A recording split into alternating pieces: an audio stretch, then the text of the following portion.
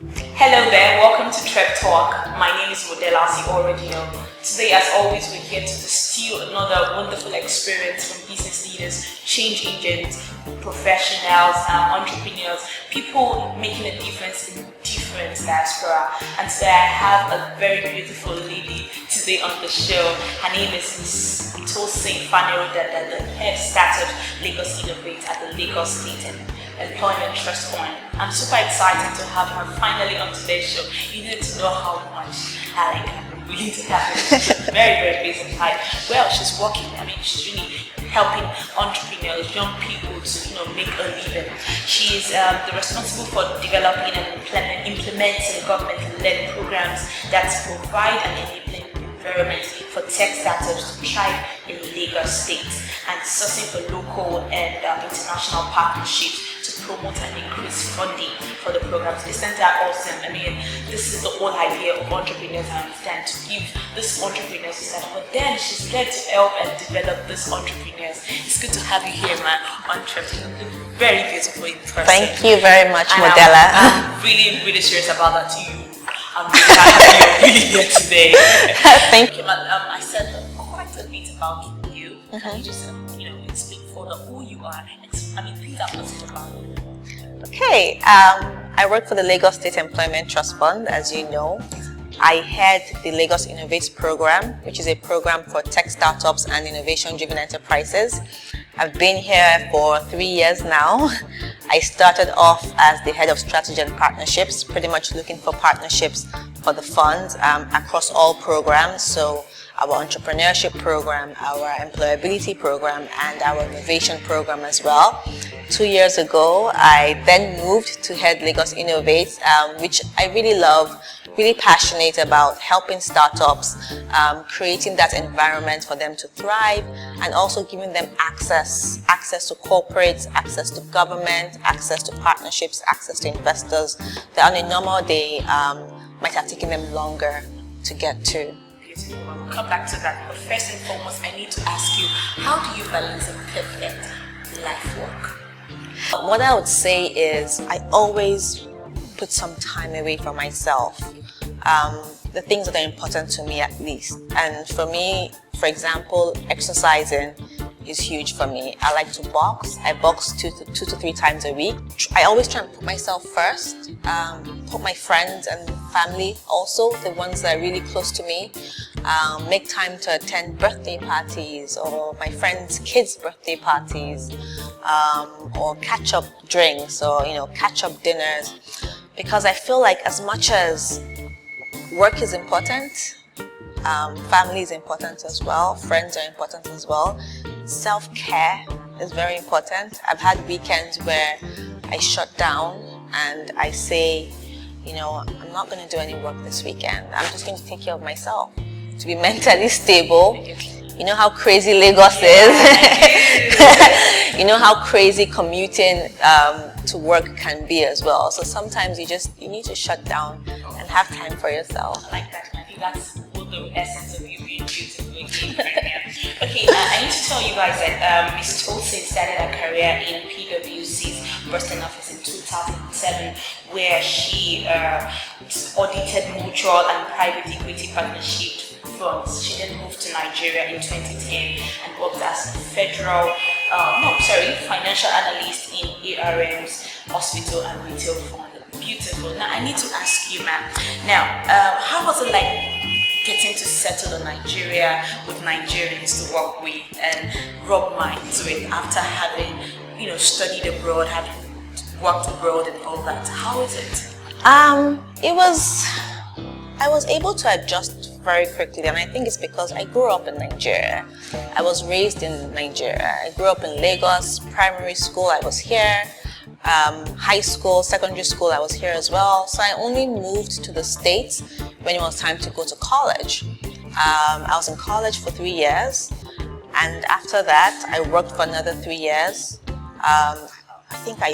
In total, I must have been there for like maybe 7 years max, and then I moved back to Nigeria. So for me, coming back, I was happy because my family is here, and like I said, I'm very family oriented.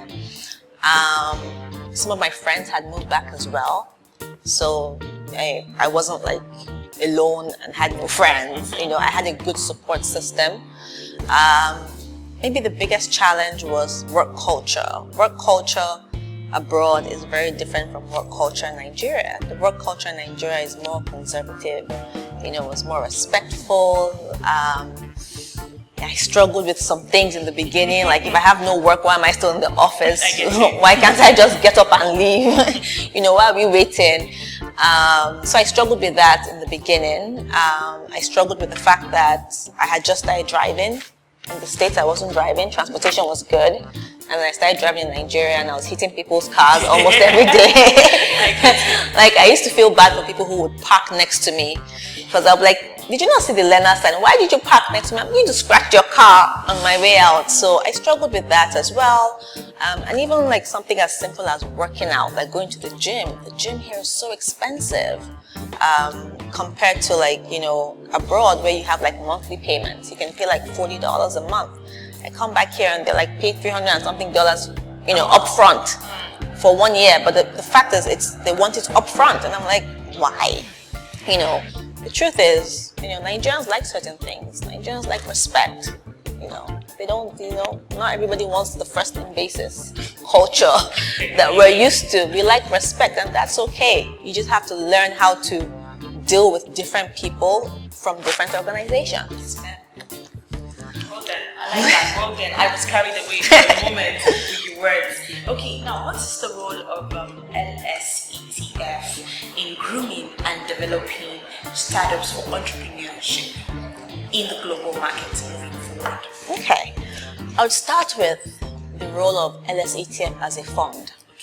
And for people that don't know what LSETF means, it's the Lagos State Employment Trust Fund. Our main objective, our mandate, is to reduce unemployment in Lagos State. This is very simple. Now, in terms of how we do this, we have 3 pillars that we work with. And I'm sorry I'm not going straight to Lagos Innovates. I just want to give a background on LSETF. So we have 3 pillars that we work with. The first is entrepreneurship, and this is where we provide access to finance to micro, small, and medium businesses. And the theory of change is, if we provide financing to a small business, then that small business can expand and hire more people. And that way, we have less unemployed people in the market. But the good thing about our access to finance is the fact that 1, our interest rate is low. 2, we require social collateral. Now what that means is, where the banks or some banks are asking you for physical collateral, like where's your land, death certificate, and everything else, we're just saying that as long as, when you apply, we only require 1 or 2 guarantors depending on the category that you're applying for. So if you apply for a micro loan, you only need 1 guarantor. If you apply for an SME loan, you need 2 guarantors. Wow. Very simple. And beyond providing access to finance, we also provide capacity building.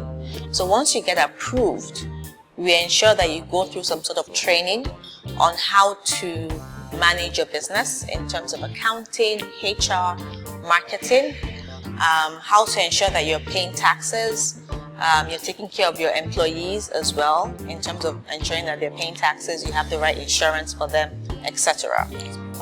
And then we also provide access to market. And with access to market, we've realized that a lot of people, their challenge isn't access to finance, it's access to market. How do you introduce them to that corporate that can help them, scale and take all their goods off them? That's 1. 2, how do you help them with government PPA, public procurement agency? How do you help small businesses access government contract?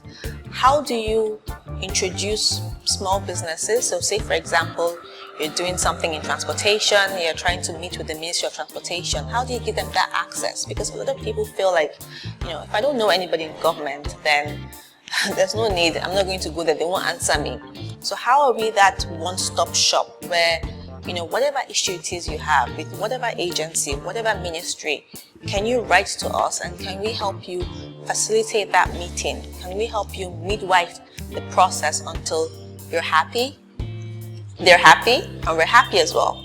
So that's one pillar. The second pillar is employability, where we train people and place them in jobs. And that ties to the mandate, very easily. Train unemployed people, place them in jobs, focus on placements. So far, we've trained 4,500 people and placed over 2,000 of them in jobs today. Wow. Now, the last pillar, which is innovation, which I manage, is called Lagos Innovates. Now, with Lagos Innovates, the objective is to build an enabling environment for tech startups to thrive. Because we recognize that startups are only as strong as their ecosystems. So if the ecosystem is not strong, then you're not going to be generating a lot of successful startups. And when I mean an enabling environment, we know the challenges in Nigeria today. Infrastructure is one of them. Honestly, I wish I could provide power and broadband internet to all the startups, but the truth is I cannot. So I have to think about how can I facilitate access to what's already on ground. And that's how we came up with the Workspace Voucher Program. Now with the Workspace Voucher Program, startups apply. Once they get approved, we give them vouchers and they can go to any of our partner co-working spaces, present the voucher, they get to use the space, and then at the end of the month, we pay the co-working spaces directly. Now that provides access to power, because co-working spaces comes with power. Internet, it comes with internet as well. Meeting rooms for you to have your meetings, a community for you to interact with like minds, and even if it's just an address to put on your business card, that is not your house. And all these things, they make a difference in a founder's life or a team's life. And what happens is, once we are paying for your co-working space, and we pay from anywhere from 3 months to 12 months, depending on where your business is at, how big your team is, what sort of market traction you've achieved, etc. What that means is, if we pay for 12 months, for example, we have a 150,000 naira voucher, you get up to 150,000 naira every month. Sorry, if you add that across 12 months, it's 1.8 million naira. So what that means is, for the next 12 months, you can free up that 1.8 million and use it for other things. You can either hire more people, do marketing, whatever it is. We've pretty much given you that those resources that you should focus on other things. So that's the Workspace Voucher Program. Another program that we have is the Hub Loan Program, because we realize that the Workspace Voucher Program, it drives demand to workspaces, but then who is helping the co-working spaces? Who is helping them expand? Can they go to a bank, today and borrow money from that bank? Can they afford the interest rate? Like you said, huge collateral. Or the collateral because most times the people running co-working spaces, they don't own the buildings. So how are they supposed to get financing? So we have a Hub Loan Program where we provide loans of up to 50 million naira to co-working spaces, existing co-working spaces who want to expand or open a new location. They get 50 million naira for 4 years at 9% per annum, which is way below the market rate today. Wow. So we're sending you people, but we're also going to help you expand to ensure that you can accommodate the people that we're sending to you. Since we started, we've supported over 100 startups with Workspace vouchers. And then another challenge that we're addressing is talent. So a lot of people, want to get trained in tech skills, but they cannot afford it. So we have a talent development program in partnership with Honeywell Group. And that program is going to train people in tech skills and place them in jobs. Just tech. just tech. So don't forget, we already have LSETF's employability program that does, across all sectors. But the Lagos Innovates Talent Development Program is just for tech, and it will place you in jobs. But it will run as a student loan program.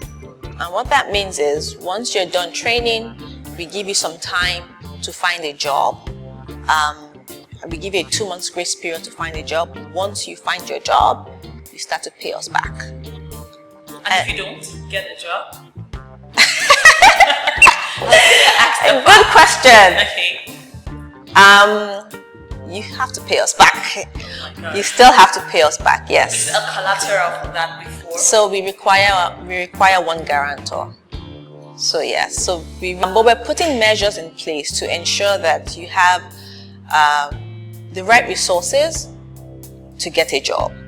So we're working with training partners, and we're working with training partners that have a track record of training and placing people in jobs. There's so many ideas out there, but people need guidance, people need mentors, people need someone that has gone through it before to just tell them that, let's just tweak this a little bit, let's just add this to it, or no, let's change the model. And a lot of people don't have access to mentors. But what this Idea Hub is going to do is going to pair mentors with people who have ideas. And the mentors will then help them validate their idea, tweak it, and help them until they can achieve a minimum viable product. And the reason why we've decided to structure it is because we don't want it to be all over the place. So we're going to actually have like a website where if you have an idea, you can put it on. You can pick the mentor that you want. If the mentor accepts, you can start your relationship, work on it. Once it's done, you can post the final product. And then you can even now then have access to the other Lagos Innovates programs, such as the Workspace Voucher, or talent. If you're trying to hire people or, meet or get a team together, you can easily get talent from our talent pool. So in a nutshell, that is not a nutshell actually, that is a lot of talking, but that is how Lagos Innovates is enabling the environment for tech startups and innovation-driven enterprises in Lagos State. Now, we'll take a quick break now. When we come back, we need to ask men how she actually combines our worst times. At worst moment, you want to know? You better stay tuned. We'll be back.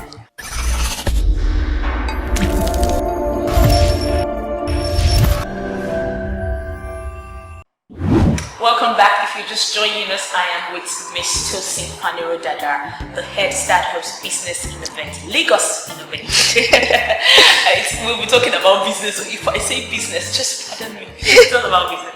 Okay, man, I need to ask you, before the break, I said we're going to talk to you about how do you face your worst time? I mean, because I know it's not easy, so I need to know. So like everyone, like everybody, I get worse times as well. If I'm being honest, sometimes I get overwhelmed, and sometimes my phone is ringing 24/7, weekends, at night, and it's entrepreneurs, it's founders wanting one thing or the other. And sometimes I'm just like, I had to pretty much tell myself that I cannot help everybody. It's not possible. It's not even good for me, because I can't give you 100% anymore, because I'm exhausted, I'm tired, and I'm overwhelmed. It's things that we all deal with, but I think the most important thing is just focusing on the impact, focusing on the outcome, and for us, it's the fact that unemployment must reduce in Lagos State, which it did, by the way. It did. So last year, of course, thanks to LSETF, even from our impact assessment, we did an impact assessment last year, at the end of last year, and the impact assessment confirmed that across all our initiatives, we've created over 90,000 indirect and direct jobs, direct and indirect jobs. since we started. Wow. So we're very excited for the one that we're going to do. We should have another one next year where it would be like 4 years. And then you can then see that, okay, the 12,000 entrepreneurs that we've given loans to, the 4,000 people that we've trained, the over 100 startups that we've supported, how has that affected direct and indirect jobs in Lagos State? But I'm happy. Unemployment went down by 6.7%. And I know that LSETF played a major part in that. I can't wait to say 50% by the end of next Woo! year. Well done, man. Okay, now what, in your opinion, is the biggest challenges for entrepreneurs and startups in the margin market? What, in your opinion? Because how do you think we can tackle that? I think it's just. I think the biggest challenge is infrastructure. It's difficult. Like, it's difficult if internet is so expensive. I think I use one. I shouldn't even say the network and put them in trouble. But every 2 weeks I'm buying data, and I'm like, what am I even doing on my phone? People need to get connected. I think power as well. Power isn't stable. I think infrastructure is our biggest challenge, and even just thinking about logistics too is part of it. With the traffic, the roads,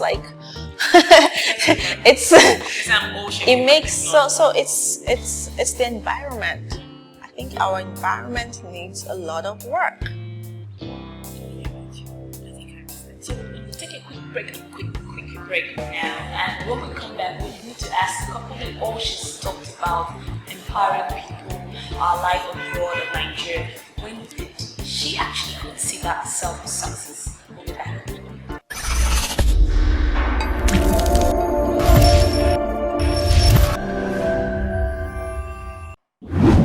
Welcome back. This is still Treptalk, and I'm still with the delectable, beautiful lady, Miss Tosin Faniro-Dada. Thank you. Welcome, man. So tell me, when did you consider yourself? At what point did you consider yourself a success? Because you've really helped people to the fact that you even said, I can't help everybody. So, and you couple with your life abroad in Nigeria and all that. At what time did you consider yourself a success? Selling a program that I believe will change Lagos, will be impactful, will reduce the unemployment rate, and another partner, an international partner, an agency of the United Nations saying that, we believe in you and we will commit. So I think for me that was success, and then it only got better because we only got better, we only got bigger, we had other partners, the numbers went up. I remember when we started from 100 people to 200 people to 1,000 people, and now across programs we're almost at 20,000 people.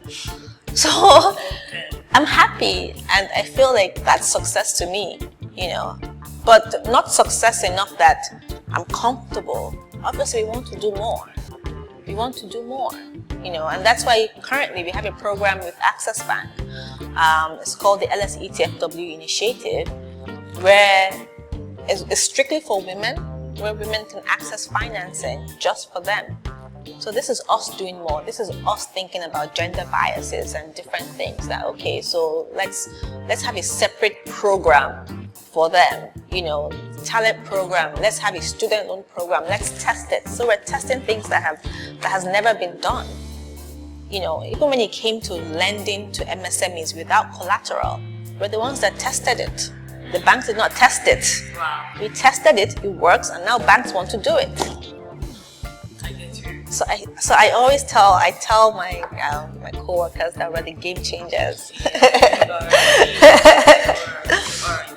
Well done, man. And it's a very good congratulations to you again, because those you actually mentioned are actually the definition of success to me also. It's not about the cars like you said, or the money or the salaries and all that. It's about who you've empowered and how you've actually worked so far to earn a living, and things that's actually happened to you without no track record. Yeah. Like you said. Yeah. Well then, you know, you talked about Access Bank and LSETF working together to help female entrepreneurs.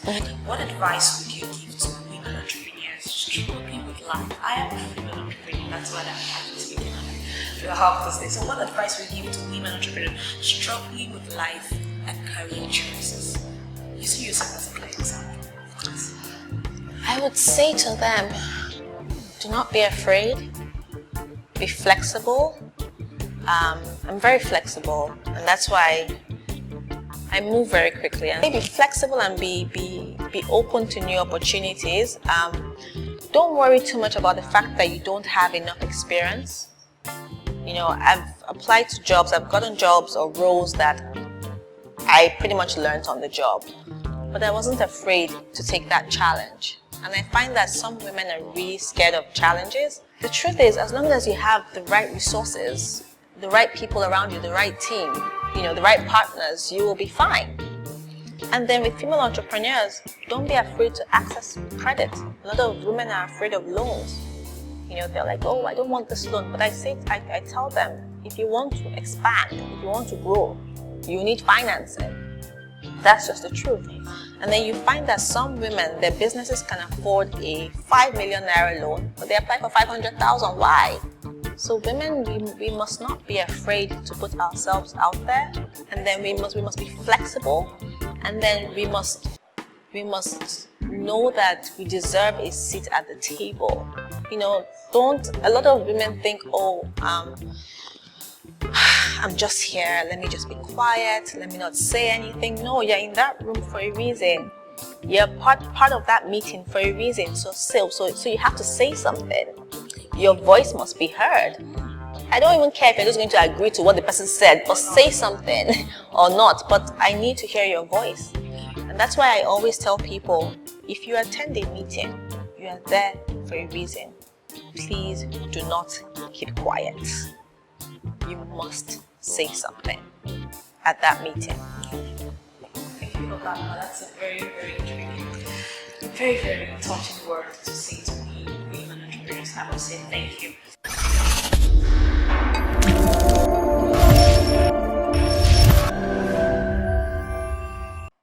TrepAfrica. Imagine more.